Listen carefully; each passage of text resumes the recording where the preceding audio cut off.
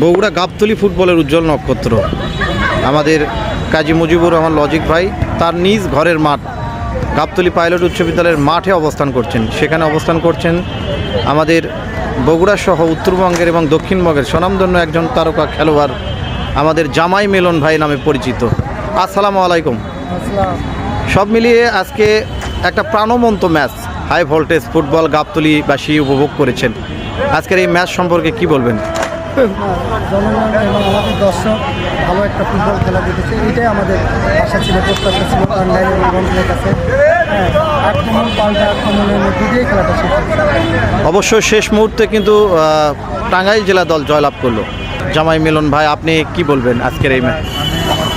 আশাবাদী ছিলাম, টিমটা হঠাৎ করে দিয়ে আসছি তো টিমটা বুঝাতে পারি না, কিন্তু ফাইনালি ইনশাল্লাহ ভালো খেলবো। হয়তো ইনশাল্লাহ ফরেন থাকবে একটা দুইটা। অবশ্যই আমরা মাঠে আসবে ইনশাআল্লাহ। ফরেন খেলোয়াড় থাকবে ফাইনালে। বিদেশি